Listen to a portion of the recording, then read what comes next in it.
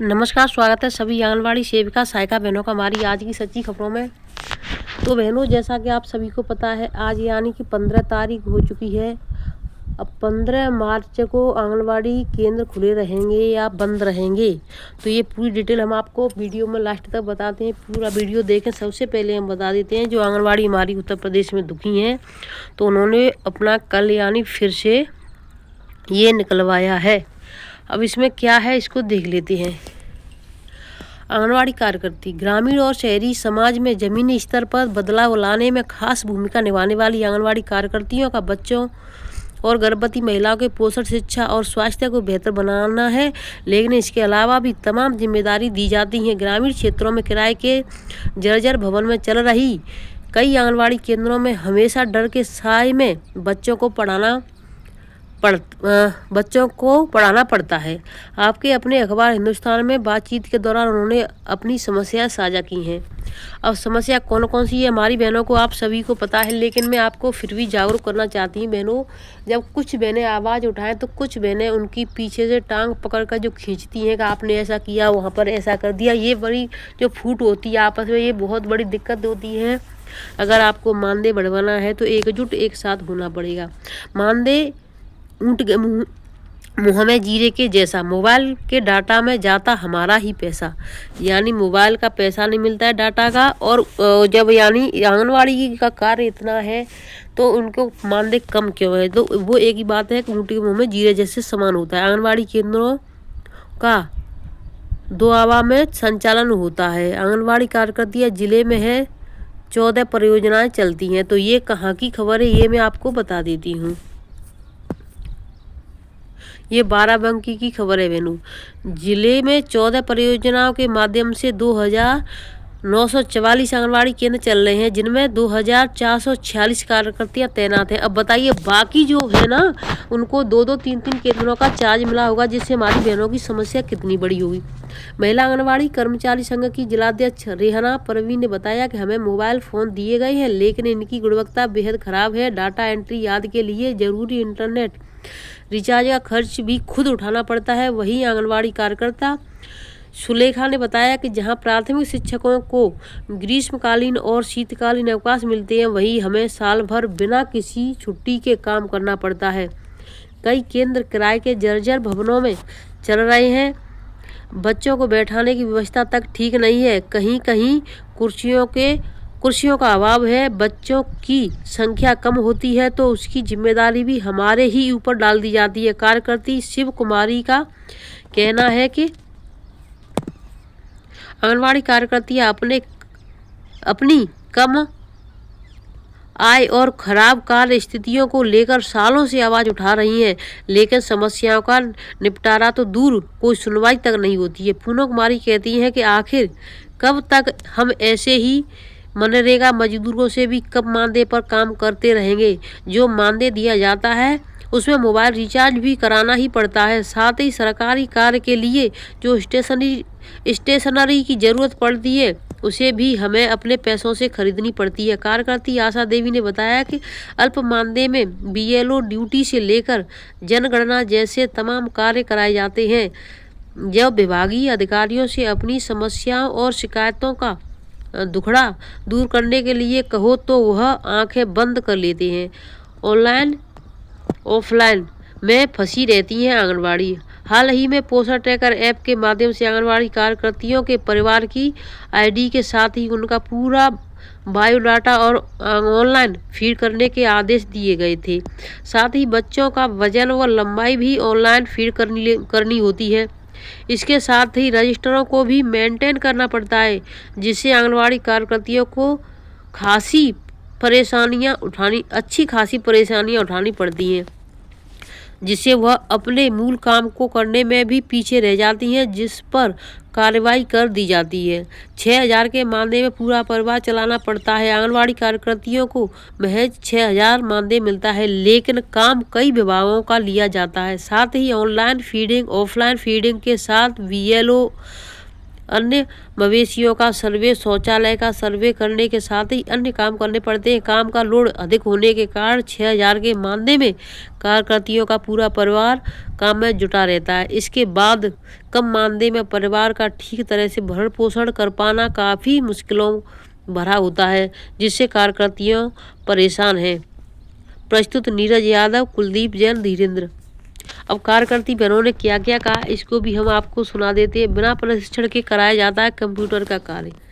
PM मातृत्व वंदना योजना आदि के काम कंप्यूटर के माध्यम से कराए जाते हैं, जबकि यह फॉर्म पूर्व में सीएससी व पीएससी में भरा जाता था, लेकिन इस समय आंगनबाड़ी कार्यकर्तियों से यह काम करवाया जा रहा है, जिसमें पूर्व में भर्ती होने वाली आंगनबाड़ी सहित वर्तमान को कार्यकर्तियों को कंप्यूटर का प्रशिक्षण नहीं दिया जाता है, जिससे उनको अच्छी खासी परेशानियां उठानी पड़ती हैं, जिससे कार्यकर्तियों को निजात नहीं मिल पा रही है। वहीं आंगनबाड़ी कार्यकर्तियों का कहना है कि जितने बच्चों की फीडिंग की जाती है उतने अनुसार उन्हें राशन प्राप्त नहीं होता। राशन में कटौती किए जाने के कारण लाभार्थी आंगनबाड़ी कार्यकर्ती पर आरोप लगाते रहते हैं, जिससे कार्यकर्तियों को अच्छी खासी परेशानियों से जूझना पड़ता है। कार्यकर्ती मधुलता ने बताया कि तमाम शिकायतों के बाद भी हमारी समस्याओं को सुनने वाला कोई नहीं होता है। तो देखिए सुझाव और शिकायतें यहाँ पर हैं। कार्यकर्तियों को 18,000 न्यूनतम मानदेय दिया जाए, स्थायी कर्मचारियों का दर्जा देकर पेंशन व अन्य सुविधाएं मिले, पोषाहार वितरण के बजाय लाभार्थियों के खातों में धनराशि स्थानांतरित की जाए, सहखातों की व्यवस्था खत्म कर स्वतंत्र रूप से काम करने का अधिकार दिया जाए, तकनीकी समस्याओं को हल करने के लिए उन्हें आवश्यक प्रशिक्षण और बेहतर उपकरण प्रदान किए जाए, अन्य कार्यों से मुक्त किया जाए, अवकाश और प्रमोशन की व्यवस्था लागू की जाए, प्रोत्साहन राशि का भुगतान नियमित रूप से किया जाए।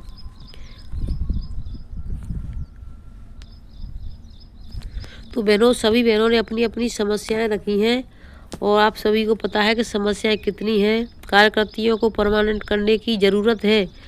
रिहाना परवीन ने बताया कि आंगनबाड़ी कार्यकर्तियों की समस्याओं पर कोई ध्यान नहीं देता, न ही कार्यकर्तियों का मानदेय ही बढ़ाया जा रहा है, न ही उन्हें परमानेंट किया जा रहा है। इसके बावजूद रिटायरमेंट की उम्र निश्चित की जा चुकी है। रिटायरमेंट के समय पर भी कार्यकर्तियों के हाथ खाली ही रहे जाते हैं। शिकायतों को सुनने वाला कोई नहीं है। तो मेन चीज़ यही है, मनरेगा मजदूर से भी कम मिलता है मानदेय, काम का नहीं दिया जाता है पहले से प्रशिक्षण, यानी कोई भी कार्य कराती है तो उसका प्रशिक्षण नहीं दिया जाता है, और अगर आपको प्रशिक्षण दिया भी जाता है बहनों किसी कार्य का तो उसका पैसा भी नहीं मिलता है, आप अपनी जेब से पैसा खर्च करके जाते हैं। अब देखिए तो कल यानी देखिए 14 तारीख को लखीमपुर खीरी में यहाँ पर ये कार्यक्रम किया गया है। इस कार्यक्रम में क्या था, उत्तर प्रदेश लखीमपुर खीरी सरकार की योजना का लाभ सभी बच्चों को मिले, मेरा बस यही मुख्य उद्देश्य। सीडीपीओ पूजा त्रिपाठी, यानी उनका क्या मुख्य उद्देश्य है कि जो सरकार योजना चला रही है उसका मुख्य उद्देश्य यानी वो लाभ बच्चों को मिलना चाहिए। तो उनको यानी घुमा फिरा कर बोल दिया, साफ साफ तो नहीं कहा कि बच्चों को क्या मिलना चाहिए। विकास खंड निगासन में जब क्षेत्रवासियों की नज़रों में आंगनबाड़ी विभाग और कार्यकर्तियों को बेहद हेय दृष्टि से देखा जाता है, आंगनबाड़ी को जंगल झाड़ी की संज्ञा दी जाती है। सरकार की योजनाओं का लाभ सभी बच्चों को मिले, मेरा बस यही मुख्य उद्देश्य।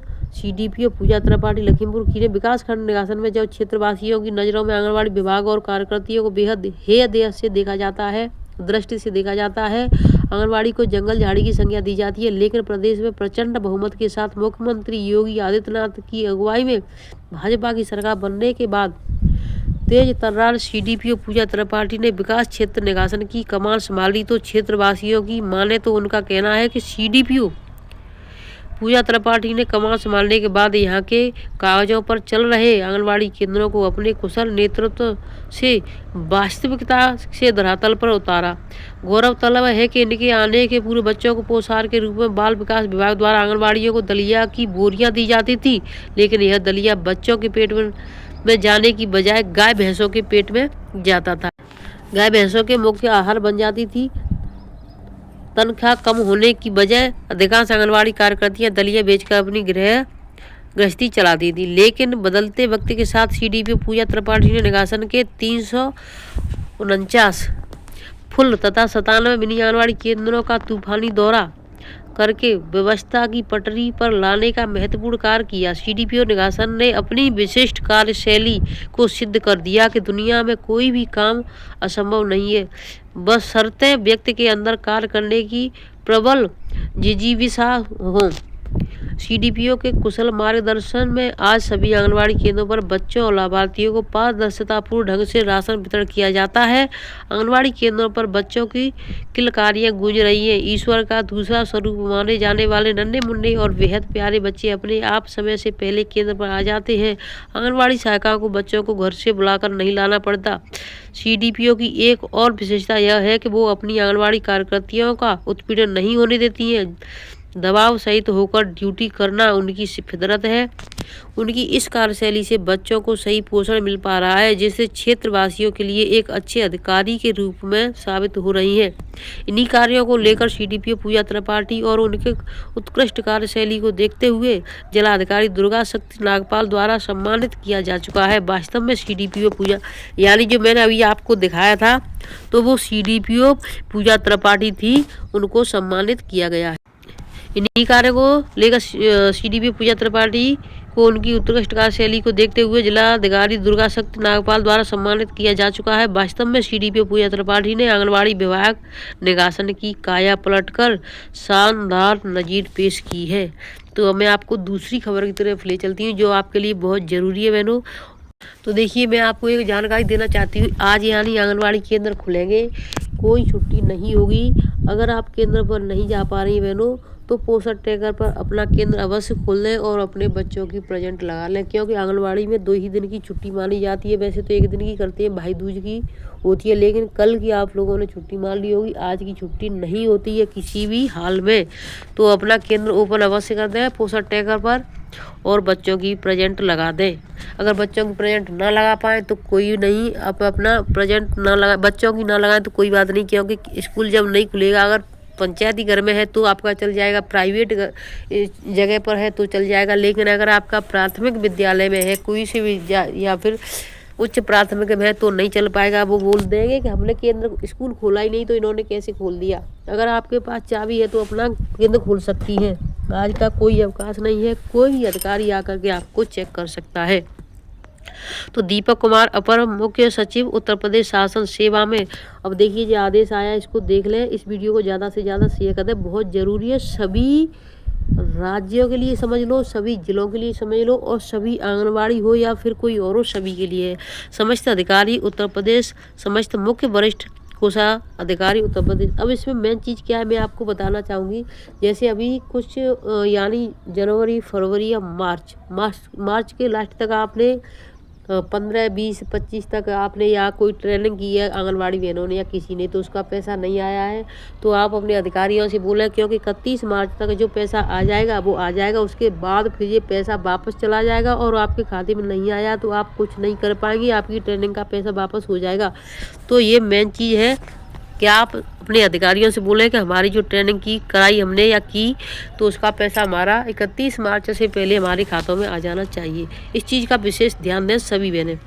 दिनांक 30 और 31 मार्च 2025 को कोषागारों एजेंसी बैंक की शाखाओं को खोले जाने के संबंध में, यानी 30 और 31 दोनों दिन बैंक खुलेंगी, चाहे वो रविवार पड़े या फिर सोमवार पड़े। उपयुक्त विषय की ओर आपका ध्यान आकृष्ट करते हुए अवगत कराना है कि दिनांक 30 मार्च 2025 को रविवार, यानी 30 तारीख को रविवार पड़ रहा है बहनों, फिर भी बैंक खुलेगी रविवार। व दिनांक 31 मार्च 2025 को ईद उद फितरत का त्यौहार होने के कारण क्रमशः साप्ताहिक व सार्वजनिक अवकाश है। चालू वित्तीय वर्ष 2024-25 समाप्ति की ओर है, जिसके कारण दिनांक 31 मार्च 2025 को अत्यधिक लेन देन होना स्वाभाविक है। इसलिए शासकीय कार्य करने वाली समस्त बैंक शाखाओं तथा कोषागारों को दिनांक 30 और 31 मार्च 2025 को खोला जाना आवश्यक है। यानी देखिए, यानी क्या है कि 30 तारीख को रविवार पड़ रहा है, तो इनकी छुट्टी होनी चाहिए थी, तो वो इनकी कट गई छुट्टी एक तो। और आपकी जो 31 तारीख थी उसमें ईद उल फितर यानी जो त्यौहार होता है मुस्लिमों का, तो वो यानी छुट्टी थी, तो ये दोनों छुट्टियाँ यानी कि कट गई हैं 30 और 31 मार्च की। तो क्या है कि अब ये 30 और 31 तारीख में बैंक खुलेंगी। अपना जो भी कार्य हो, चाहे रविवार पड़ रहा है तो आप उसी दिन भी जा करके अपना पूछ सकती हैं।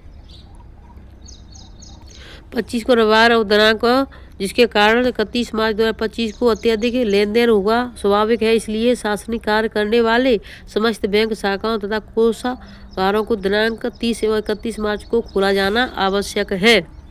नंबर दूसरा, अतः इस संबंध में मुझे यह कहने का निर्देश हुआ है कि कोषागारों के साथ साथ वित्तीय नियम संग्रह खंड 5 भाग 2 के प्रशस्त्र 503 के अधीन ऐसे बैंकों की सभी शाखाएं जो सरकारी लेन देन का कार्य करती हों को खोले जाने की व्यवस्था कराने का कष्ट करें। भवदीप दीपक कुमार, अपर मुख्य सचिव। तो यानी जो सरकारी हो या प्राइवेट हो, जिनसे यानी जुड़े हुए हैं, जैसे कोई प्राइवेट है उनसे सरकारी बैंक के लेन देन होते रहते हैं, तो वो बैंक भी खुलेंगी 30-31 को, कोई छुट्टी नहीं मिलेगी। और इसमें आदेश है, देखिए, उप महाप्रबंधक स्वीकृत बैंकिंग विभाग, भारतीय रिजर्व बैंक, महात्मा गांधी मार्ग, कानपुर।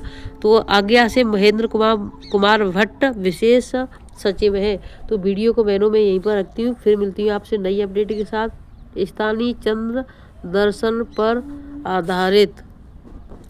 और जिन बहनों ने अभी तक चैनल को सब्सक्राइब नहीं किया है तो चैनल को सब्सक्राइब कर लें, वीडियो को ज़्यादा से ज़्यादा शेयर कर दें, जिससे कि सभी बहनें समय से अपना देख लें और अपना केंद्र ओपन कर दें। फिर मिलती हूँ आपसे नई अपडेट के साथ। आज शाम को समय मिलेगा तो वीडियो बनाएंगे, नहीं तो कल सुबह ही मिल पाएगी आपको बहनों। त्यौहार का माहौल है तो लेट थोड़ा हो जाते हैं। धन्यवाद, इसके लिए मैं आपसे क्षमा चाहती हूँ।